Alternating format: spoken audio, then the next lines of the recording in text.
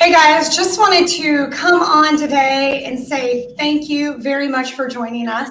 Today I'm really excited to have members of the Thrive Network here on this recording. What we want to do today is we want to bring to you the do's and don'ts of building a team, the do's and don'ts of expansion. And I'm honored to have some of the biggest expansionists in the country, some of the country's leading real estate leaders. And just, today's about picking their brain to help you, if you're thinking about building a team, one, because you need to start a team before you expand, right? If you're considering expanding throughout the country, different structures, that kind of thing. And so we're just going to dive into some do's and don'ts. We're also going to talk about, how long they've been in the business, and you're going to learn from some experts that might help you on your journey to expansion or building a team or not. Like, this may make you not want to build a team.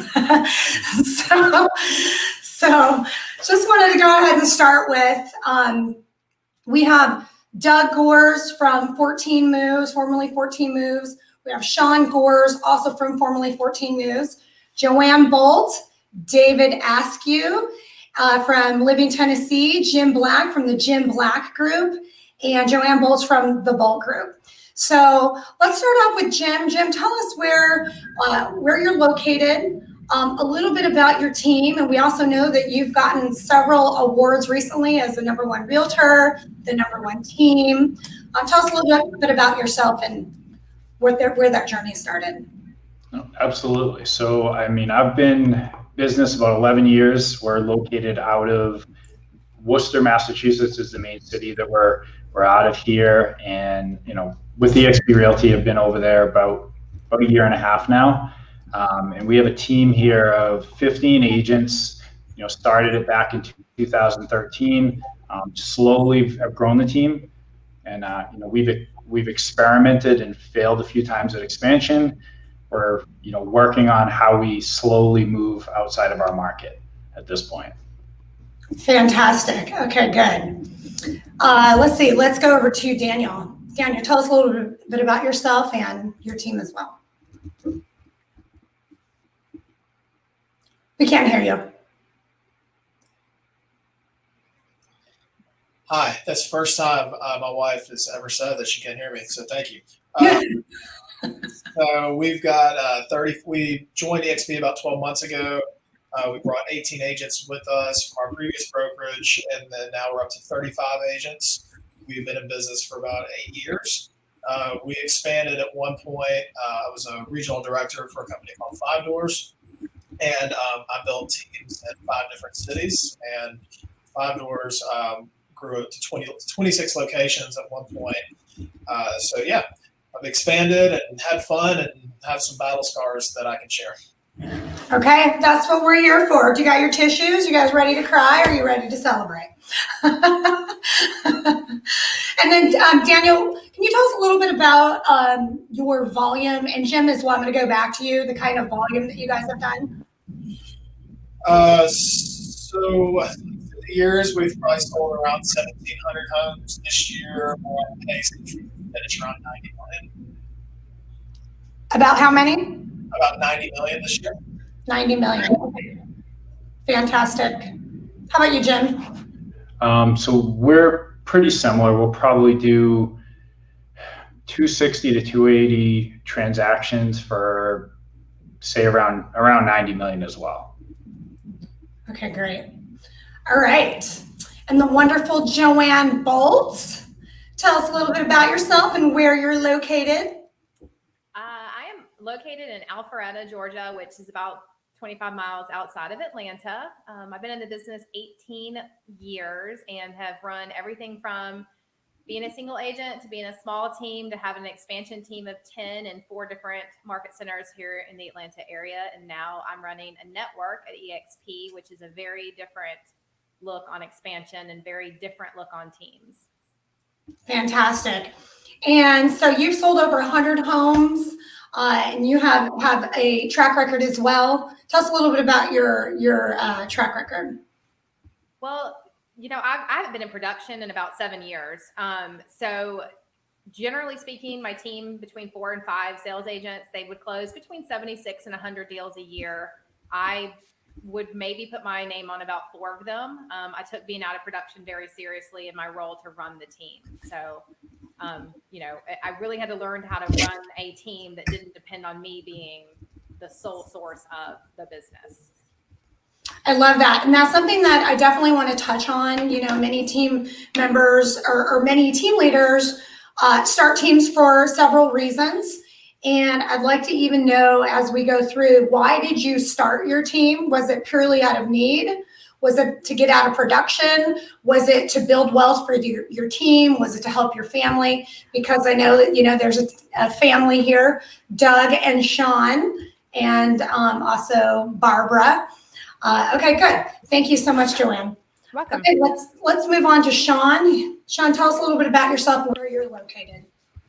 Hey, Tanya. Yeah, thanks for having us on. So we grew our business. I've been licensed in real estate for 17 years now, and done every job in real estate, from being cleaning the bathrooms to being an assistant, a buyer's agent, a listing agent, a team leader. And then we ended up expansion before we merged the expansion network into our greater nationwide expansion network. At EXP, we did 171 million in volume for 464 units, 4.8 million GCI in our year before we did that. Now at Thrive, I think Thrive as a whole is, probably somewhere in the range around 1,700 agents, and just loving helping people on their journey and making a difference and helping people to succeed and, fulfill their dreams in real estate. So I love it. And I love that you mentioned, Thrive as a network. Here, John Maxwell, being a John Maxwell trainer, we know that we can't get to the top without a lot of people helping us get there. And right now, Joanne pointed it out yesterday, was that we have some of the largest industry leaders and expansionists coming together in a collaborative effort, which is incredibly impressive, rather than competing. So that's what's really amazing. Would you agree, Joanne? Yeah, absolutely. Okay, great. So Doug, tell us a little bit about yourself, where you're located, and your journey as well. Sure. We are located in the great state of Minnesota, in the northeast suburbs of the Minneapolis-St. Paul area. Where it's going to get really cold soon. Correct. I got my parka out this morning. But yes, my wife and I have been in the real estate business for close to 40 years now. So we've been through it all. We've had a brokerage, single real estate agent at one time. And we merged our brokerage, and then I got into mortgage lending. My wife stayed in real estate. I got back into real estate. Sean joined us, as he mentioned, way back a long time ago already. Wow, time flies. And so, you might want to say, what were we up to? Back in about 2005 or so, 6 or 7, we realized, my wife and I, that, is there really a retirement party for real estate agents? I stole that from somebody. I'm trying to remember who I got that from. That was me the other day. we never really said that, but I thought I brought it up because I thought it was very cute. Yeah. But we were realizing something on that order. And so that's why we started building the team as we did, to eventually back out and just have a form of passive income. And that's when we got involved also later on with expanding across the country. So right now, though, it's that we took our expansion idea and let Sean run with that idea nationally, and through a network called Thrive. And Barb and I are back to churning our team back into a passive income thing. So I've got a lot of experience of how to do this many different times.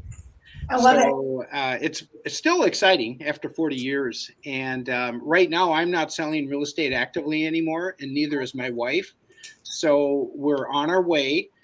We have a couple things that we need to get done, but we're going to be back to having a true team that can run without our daily interference, daily input. Let's put it that way. So, anyways.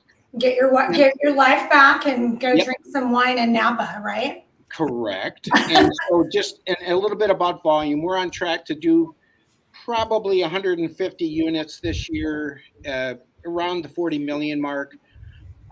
We have been higher. The COVID thing took a little bit of a hit for a couple different reasons. But anyways, so we're doing well and we're having fun again. So I love it. I love it. Well, thank you guys so much for being here. I'm really honored.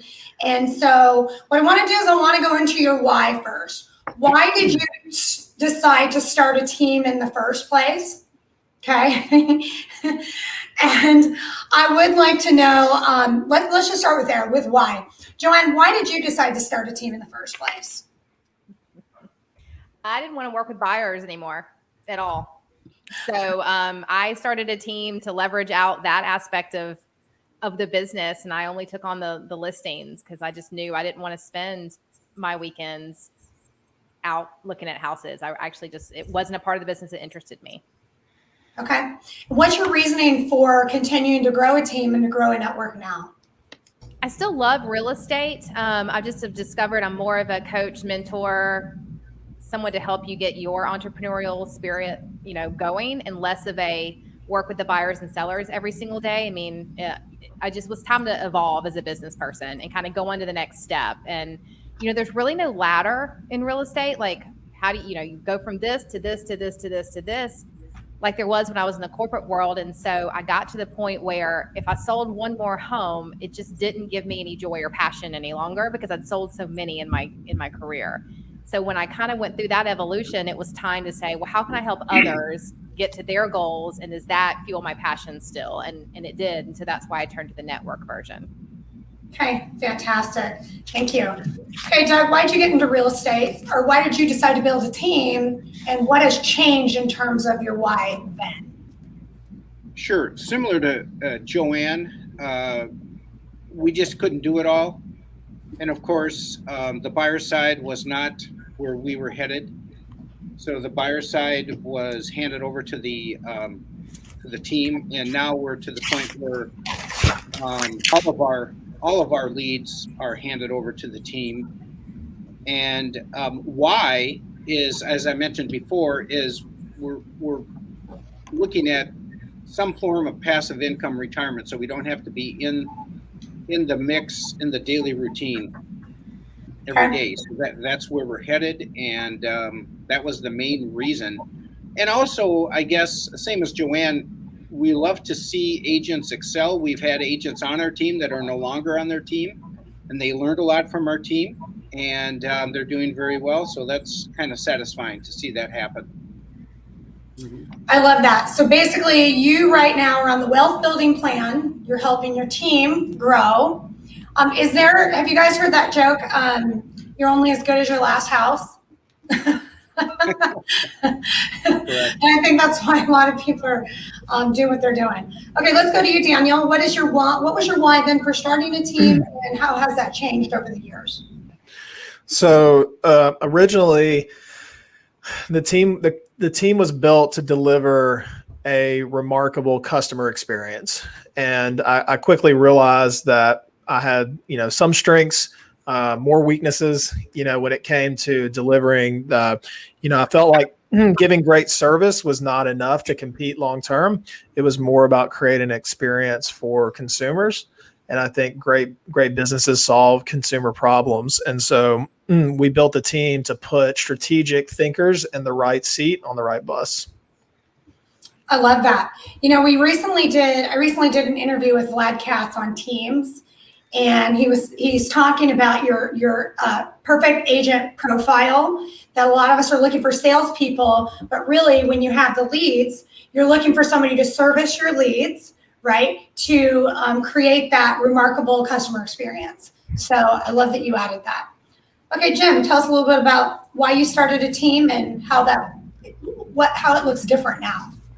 So I hated the idea of a team. I only started a team because I got too busy to do all the jobs. That was the only reason, and I really did not want to do it.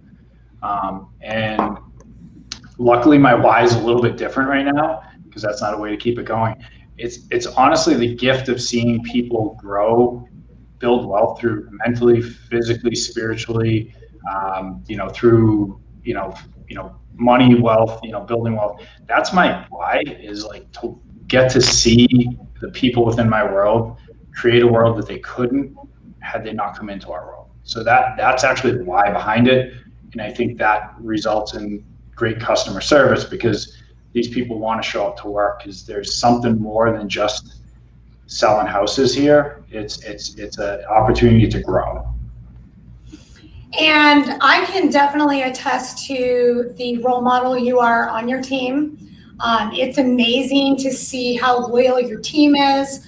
And you just did something different. You took, 21 days off when you almost never took any time off? 28 days off. 28 days off. Tell us the reason of taking that off. Was that also for you to show your team that you needed the balance? So I realized I was not a good role model. So I was role modeling how to be successful on the outside and not role modeling how to be successful on the inside.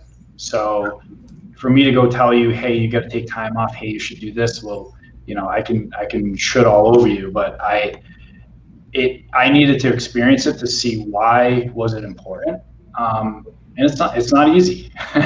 It's the truth of it. It's not easy. And yet we're finding ways as people take time off to utilize what we did in that 28 days so somebody can take time off and actually not be in the business while they're away, because we burn out. And like as a leader or as a team member, we're all going to burn out if we don't find a way to take a break periodically. Because I was going for 11 years. And so running a team, was it really hard to let go because you have this massive team that you're responsible for? Well, it wasn't just pulling the Band-Aid off. I mean, this was something that had been conversations over time. It was planned out. It wasn't just that much of a whim thing. And it allowed people to take responsibility. So it was actually easier than I thought it was going to be, to actually let go and it allows people to step up in ways they didn't have to before because I get in the way of their growth. You got in the way of their growth. I love that. Okay. So you're empowering people to go to the next level. Yep. And from what I hear, they're doing really well, and they did really well with it. Yeah, it went well, really well. I love it. And we're all jealous of your photos, by the way. Okay, Sean, tell us a little bit about your original plan to build a team and how it looks different now, your why. Yeah, so I think everybody's on that journey. It's fun to hear that process. Some people start a team because, as we've heard, like they've hit a certain pain point. They need a quality of life for themselves. I really started down the team path because I wanted to build a business. And so if you look at the 4 quadrants from Robert Kiyosaki of ESBI, so you've got employee, self-employed, business owner, investor. Those are different ways to make income. And that jump from self-employed or, I do it and I'm selling houses. Maybe I've got an executive assistant who helps me with a few of the low dollar per hour stuff. It's very different from actually starting a business. So some people get into that and then they figure it out. Some people do that and realize that's not what they wanted. They didn't want to be a business owner. And yet, so that was our purpose. And then eventually we found a way we were the first franchised real estate team in the United States. And we did that because we were looking for a way to take our model for our business and duplicate that with other people who wanted to start a business. Just like if you wanted to own a Massage Envy or any of those kinds of businesses where you can collaborate with other people You don't have to go through all of the same mistakes as a business owner that others did. And then finally, what we found with our current brokerage was just even a new way to do that with a digitally based platform. So we no longer had to think geographically, and I need a physical office, and I need, $20,000 in payroll, and I need a lease for $10,000 or $50,000 a month. None of those things. We could start a business and get into business with many different people in any location and do that with very low friction. So we could give people that blueprint for either selling houses or starting a business, and we could give them that blueprint. We could be there as a mentor, as a guidepost for them on their journey. And we didn't have to have these large, fixed overhead expenses and go through for example, like an 8-month vetting process. So it was lower cost for them. It was lower cost for us. It's the same way we're doing now the live streams and the Zooms, right? Whether they're 5 miles away or 500 miles away, it doesn't matter, right? It's about connecting with the people who, you can bless on their journey. So that was my reason for starting a team, and now what it's turned into, which is really, what you hear sometimes referred to as a network. Fantastic. Thank you. So you talked about the word friction, right? And I know that a lot of teams and a lot of leaders are looking to expand in a frictionless environment, right? A frictionless platform. And I kind of want to segue a little bit into, a lot of teams have these brick and mortar offices, and they felt like if I'm a team, I actually have to be in an office, which many of you still have an office, right? And it creates connection, it creates culture. But I want to know, from this pandemic, what good has come out of the pandemic for you and your team and how you guys operate? I'm going to go ahead and start with Joanne. I would say for us, I'm pretty good and I've always been one of the first people in our office to use Slack or Zoom or to start to have those meetings virtually and not really always be in the office. And for my organization, the pandemic really forced the other agents to also kind of get there. And it sort of cut the cord for them to that concept of I have to go into an office to be productive. And they really started understanding how they were using their time and when being in the office really made them be more productive and when they were using it as an excuse to be more social. And so we actually saw them able to do the same amount or more productivity and yet have more family lifetime and balance because they learned, when they were wasting their time and when they weren't. Okay. I love that. So, you talk about being in the office and there's that like water cooler talk, right? Like we're going to be social. What platform or platforms are you using to connect your team a little bit better in terms of communication, connection, culture? We have a private Facebook group that we do a lot of announcements on. We have a Slack channel, and that's where a lot of our contract questions go to one channel. Memes and jokes go to another channel, and we make sure that some of the leaders in my organization are popping in and out of that Slack channel often to kind of keep conversations going. And then I have a dedicated Zoom channel that I keep open office hours, and my team knows on certain days between these hours, just pop into the Zoom channel and let's have a conversation. And so we kind of utilize all those techniques to keep everyone not feeling like they're in multiple states and not feeling like they're in multiple time zones. And it makes the water cooler concept is really my Zoom channel that they can just pop into at any point. Fantastic. Thank you. Daniel, how has the pandemic helped you and your team shift? What technology are you using to stay connected?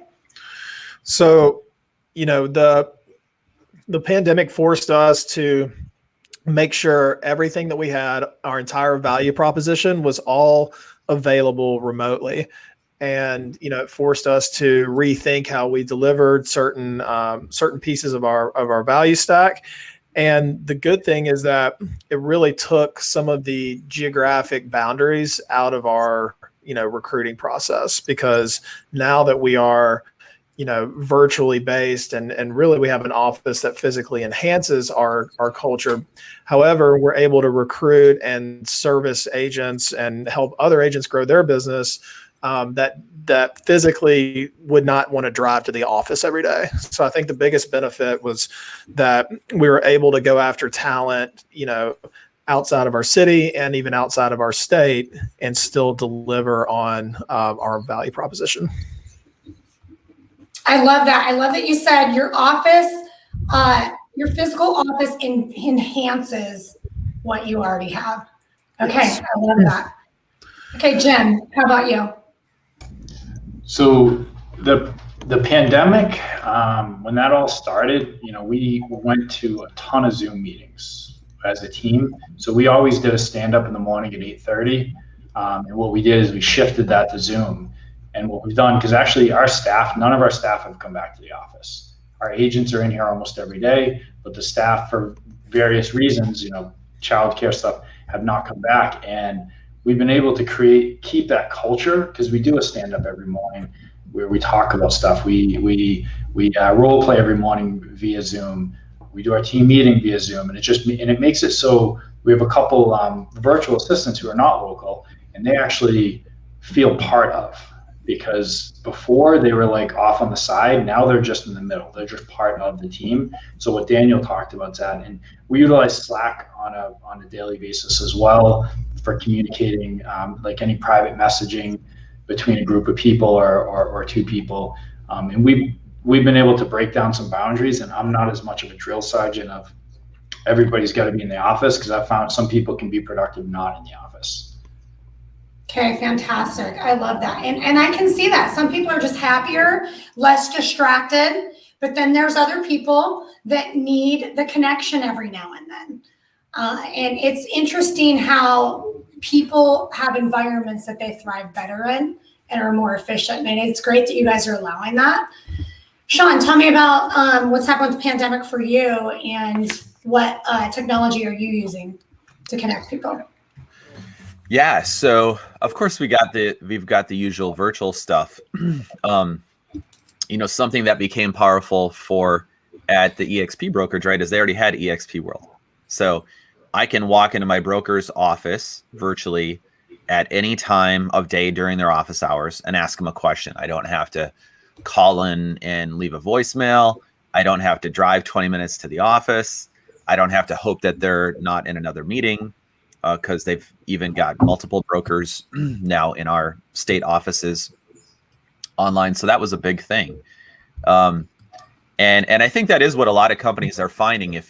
If pre-pandemic you were a business that was physically based and then using a few digital tools, right? We've watched this progression now, whatever this is, 20 months into it, and with waves of COVID and variants and stuff, where it puts pressure on the business to see, is that the best way to do it in a digitally based world? And I can tell you from my children who play Minecraft and Roblox and all of these other games online, Fortnite it used to be, now Fortnite is old, I guess, and TikTok is in and stuff. You can have real, meaningful human connection, which can sometimes be even more meaningful, depending on your shared passion or interests, than some physical connections, right? So the businesses that embrace that movement in just like the Industrial Revolution. Now we're in the digital revolution. The businesses who have a business model that can embrace the digital revolution just have an unfair advantage. It doesn't mean that the other businesses have to all go bankrupt or go out of business.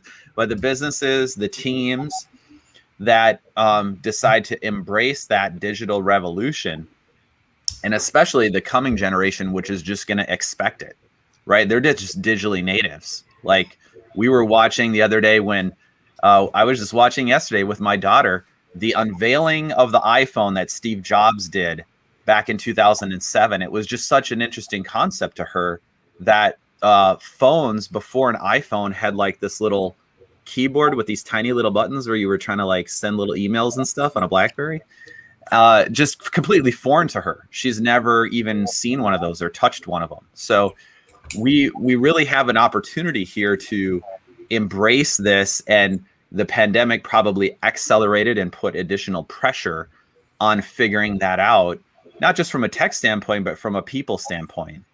And people can be highly functional or highly dysfunctional in person or online, right? You could have too much chatter happening at the water cooler in the physical office. You could have too much chatter happening in the random Slack channel. Or, for me, it's learning the separation. Like when I come out of my home office and there's like two people yelling and there's like something in the toaster, it's like a lot of distraction, right? So we're all learning how to do this new mixture. But I do think it is a new dawn. Like people are really permanently going to look differently at what is quote unquote required for me to get my job done as a real estate agent or as the owner of a business. And that's just my opinion. I could be wrong. No, I love it. I think a lot is changing and we're learning how to operate differently. Doug, tell me about you. How has the pandemic helped you? And what tools are you using to keep your team connected? Yeah, same as basically the same as everyone else, Zoom and Slack, and we've unfortunately we've migrated. Well, I don't know if it's unfortunate or not. So we're just using basic old texting quite a bit, and all of us are on the same text thread, so it's pretty interesting sometimes. And one thing that I can mention, though, and I'm definitely the oldest person on this call, but we found that we really, when we do get together, we really, it's more important than it used to be. I don't know if I can really put this into words, but when you're so used to doing stuff like this or other methods, that when you do get together, and we get together probably 3 times a month as a group, 4 times, it's like, oh yeah, I kind of remember this, how this used to go. And also, as everybody else did, as far as big groups go, we hold 4 client events a year. And we kind of stopped doing that. We had them, we did the drive-through concept for a while. People could come and pick up their pizza and their bottle of pop or whatever. And people kind of liked it, but we had our first one-on-one again here. And it was really interesting to see people wanting to get together. So part of it is, yes, let's really utilize what we've got and what we've learned from. And can we make our live events even better than we've had before? Our next big live event is coming up in October, and we usually get about 300 people to attend that event. So we'll see how that goes. This is the first big one we've done. So since 2019. Wow. Love it. I love it. Yeah. Well, thank you for sharing that. And I love, the fact that you said when we get together, it's more important, right? You appreciate it. You appreciate people more, the human connection. And I also believe that that's been a benefit from all of this. All right. So we've talked about the good, right? Let's talk about the bad and the ugly. Is everybody ready for that? First of all, raise your hand if you wanted to punch a few people in the face before when you run a team. All right, let's go. Let's start with Joanne. Tell me what in terms of expansion and building your team, what has been the hardest lesson for you? Like, where did you fail? And what was the lesson? How did you do that differently? I would say my biggest failure was letting other people kind of dictate how I was going to grow and not being able to just stand up and say, no, this is my vision, this is my skill set, and this is how I'm going to run my team. I got into it, for quite a while there. I mean, I had agents on my team who didn't share my vision. They didn't share how I wanted to do the business wasn't the same as what they wanted to do. They wanted to cold call, and they wanted Google ads, and they wanted door knocking and circle prospecting. And that's not a skill set I had or was willing to learn or embrace. I mean, I'm a referral agent. I like to throw parties. I do magic moments, all throughout the process with our clients. And I got into a really bad habit, I guess, of letting, team leaders and brokers and other people sort of dictate to me who should be on my team. And we had an ISA at one time, cold calling expired leads. And then I didn't know what to do with them or how to train my agents, to follow up on those because it wasn't my skill set. And so my biggest failure was not staying true to myself when I expanded. And when I finally figured that out, the business flourished again, but it failed for about 2 years because I was trying to be someone I wasn't. Well, and then you're probably putting the wrong people in the wrong seats. Absolutely. And then I hated them all, quite frankly. I mean, I really did. Like, I didn't enjoy going into the office with my team because they all looked at me like, well, we need a whole new drip email campaign. And why aren't, the leads are so terrible and we can't do anything with them. And I was like, well, go figure out how to cold call expireds. How do you go on the appointments that the ISA is set up? It wasn't my skill set. And so I had the wrong people around me as well. Okay. You're not the first team leader who didn't like their team. It's like herding cats sometimes, right? It's that Pareto's principle, the 80-20 rule. Sometimes you just got the 20% that you're going to pour into. And if you have teams like Jim, and I don't know about the rest of your teams, where you just have this amazing team that you like a lot of them, right? It's pretty rare, as a matter of fact. But, I had to really take ownership of the fact that it was my fault for building a team I didn't like. I had to take ownership of the fact that I surrounded myself with people who wanted to do business in a way I wasn't doing business. And therefore, that was on me. It wasn't on them. It wasn't their fault. So I shuffled them to other teams that met their style better and met who they wanted to be better. And I started bringing back in agents that wanted to learn to work by referral and sphere and have events and were passionate about that. And things, they turned around. I love that. So Daniel, tell me what your biggest battle wound was, biggest lesson. So I think the hardest part was, we were looking for the silver bullet, lead generation lever that, hey, we do this here and we can turn this lever on, in any city, in any state. And really what you needed to expand the most was my leadership. And at the end of the day, your leadership and your ability to help others, hit their goals is really what you're expanding. And, when you have teams that are not in your office every day and you're missing those side conversations and the lunches and the coffees, it's more difficult to implement your culture. And so at the end of the day, it was just about me growing to a whole nother level and being a better role model and a better mentor and a better leader. And it wasn't a fast track, hey, we can buy more leads. So that was probably the biggest lesson. Okay. And, John Maxwell says leadership is influence, right? You have to be able to influence your people, and growing from the inside is important. What are some of the biggest things that you did to grow yourself as a leader running a large team? Well, the first thing was, reevaluating who I was spending my time with. Yes, it was a conversation in the mirror, but I also needed to look at who my role models were and who was filling up my cup as I turned around and was filling other people's cups. So I found some great people that were, good personal mentors and business mentors, and that really accelerated my success. Okay. Thank you for sharing that. I think that, it's lonely at the top a lot of times. Can any of you guys agree? When you guys are running the team, that it can be lonely? Well, and I think too that you got to look outside your market.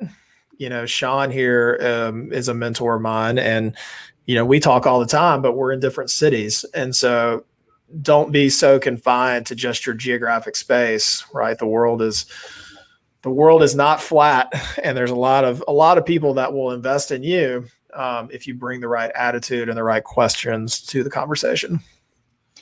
Thank you. Actually, and by the way, that's why every single one of you is here. Because I respect you all as leaders in the Thrive Network, in the industry, leaders with massive integrity, and being able to learn from each other and collaborate as opposed to compete is such a beautiful thing. And in the real estate world, that's not really common. There's competing markets, there's competing team leaders, there's competing agents. And when you have a more abundant mentality, right, as opposed to scarcity, then you get to tap into each other and go, how do we change the world, right? One mentor, one person at a time. I love that. All right, Jim, tell me about your biggest lesson, whatever you want to call it, lesson, failure, gut punch, throat punch. So I think one thing that I've struggled with when we're talking about recruiting and hiring is I personally love to hire people with potential that don't have a track record of results. That does not work out well. So I think one of my biggest learnings is the most important thing I need to look at is their passion and desire, their fit in our culture. The rest of it we can teach. Just because they have some potential doesn't mean they have the work ethic to actually compete. And I've heard people say before, racehorses don't want to hang out with donkeys. And we really need to make sure that we're protecting that culture. And that's kind of what we've done. And a brief thing on expansion, one attempted expansion that did not work out for me was hiring an agent, having an agent on my team who's doing great in one market and just saying, hey, we're going to put you in this other market. And it doesn't work that way. So we tried to move them over to that market, but it never really happened. We just literally changed their office address and they just kept selling in the market we were in. So that was one of our failures that I would not recommend. Okay. And how do you actually pick where you're going to expand? Is it by a need, somebody raising their hand? So that is one way to do it. The other thing that we're going through right now is we're getting a lot of leads in an area.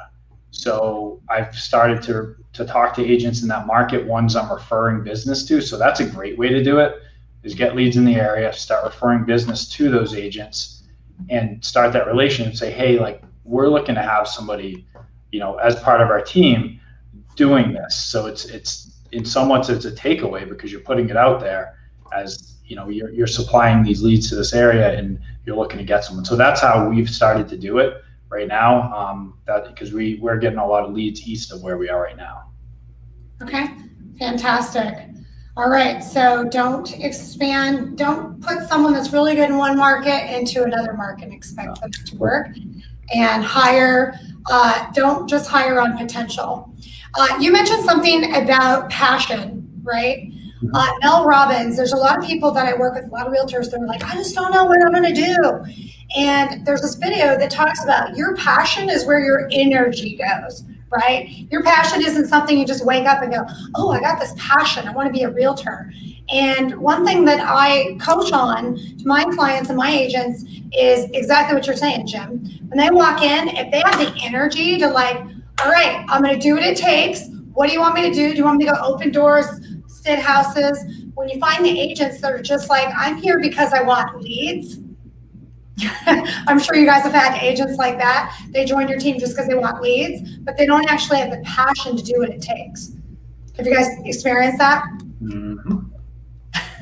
Definitely.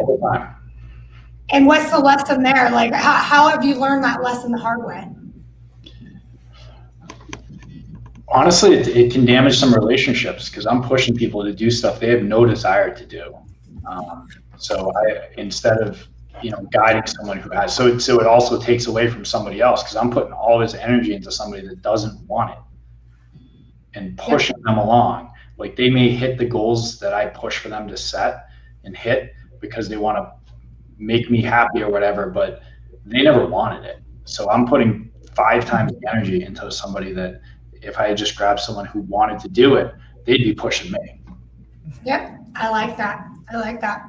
All right, Sean, what's the biggest lesson that you've learned?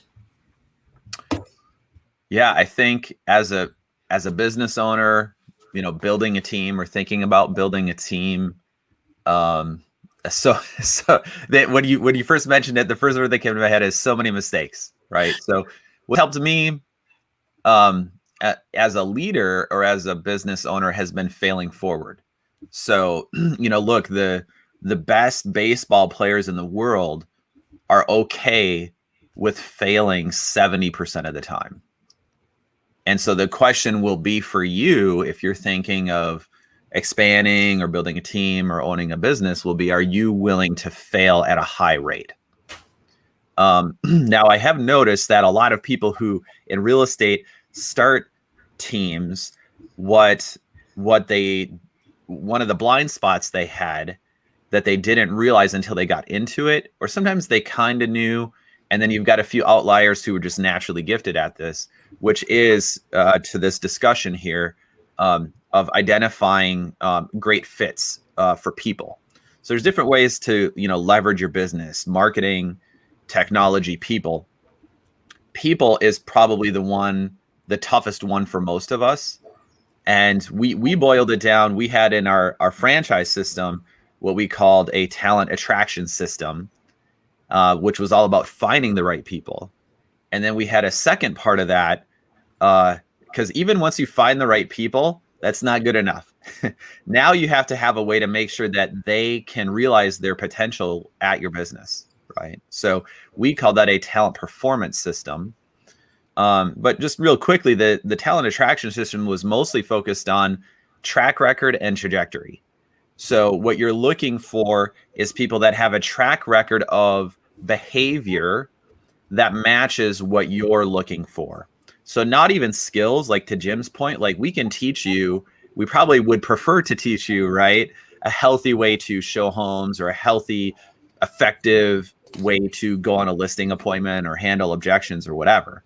It's actually tougher if you have to like retrain that. Like if somebody has learned a bad habit, like those of us who've done that, is like, oh, you're playing the trumpet wrong. Let me show you how to play it all over again. That's tougher than if they were a blank slate. However, their behavior, what we would often look for, right, is we're looking for performers at our team level. So we're looking for people that have a track record of performance. And they'll either, be happy to describe that or they won't. And then same in trajectory. You could have a great track record and you before you joined my team, you sold 30 houses a year on your own. What do you need to do going forward? If you just won the lottery, your trajectory probably dictates you don't have to make much money in real estate. And for most traditional real estate teams, that's not going to be a fit. So most of that is finding that fit. And look, that fit might only last, Tanya, for, that might only last for a few years for some people. And it took me a long time to figure that out, where it was like, actually, we've been in business like on the team for like too long. Like I've trained you up to like MBA status now. You're ready to go spread your wings and go out on your own. And I kept feeling so horrible that we'd have these people who would leave our team. They would go out and they'd be a successful agent on their own. They're on the, ALC at our local brokerage office. All this kind of stuff. I feel bad about it. And then I just changed the way I looked at that. So actually we get to feel proud of that because we trained up so many people that we didn't have another way in our business model at the time to stay as closely connected in business. We had like the profit share and stuff, but so that's the number one thing I think is learning how to lead yourself so you can lead others. And I know you're big on that. Well, and that's great leaders, right? Those who start with you may not finish with you, right? But if you train them up and they're successful, then that's a testament to your leadership. So that's when we have to say, these people are here right now. As long as you slow the Ferrari down, right? And you hire the right people, they're there right now. Get as much out of them as you can, train them up, and then turn them into emerging leaders, or just say, you know what, that was my leadership. How about you, Doug? Thank you, Sean. What was your biggest lesson? I'm going to concur. I think there's a part of a theme coming through here. Is it a culture fit? And so I think that's probably the biggest thing, is that we didn't spend enough time talking to a person that was going to join our group. So I think we're all talking about people. So I'm going to veer away from that. So just slightly. And people is, of course, I think the most important part. Is it a culture fit? Are they coachable? You know, for us, are they coachable? You know, all those things that fit into what we like. And it is very interesting what people will tell you in the beginning and what they end up looking like after a few months or a year. Though that is just part of business, right? I mean, if there was a foolproof way to filter out people that weren't maybe telling you the whole truth and nothing but the truth when you're interviewing them, then we'd all be really billionaires probably. The next big thing, though, is I keep going over this probably over the last year, is not having enough standards built in and not having enough systems that are duplicatable. And I know this might be slightly off the subject, but I think we veered away from that over COVID, if you're saying what, you know, kind of happened there. So that's our big push right now for the next 18 months, is what standards are we really willing to enforce that are really important to us and hopefully to the success of our teammates. And then and to have a very successful business you have to have really good systems that are duplicatable and easily repeatable, right? Because if I want to back away 100%, somebody has to know what I was doing that made it work. So it has to be all systematized. I love it. Yeah. Well, thank you guys so much. For anyone that's watching here, if you want to tap into anybody's knowledge here, follow every single one of them. We are all a part of the Thrive Network with EXP. If you are considering expanding, building a team, just want to pick any of our brains, call us up. No pressure from any of us. We just want the best for everybody. And maybe we can save you from some of the same mistakes that we've all made in the past. Thank you guys so much. I appreciate it. And till next time. You're welcome. Thank you. Thanks, Tanya. Thank you. Thanks, Tanya. Take care. Great.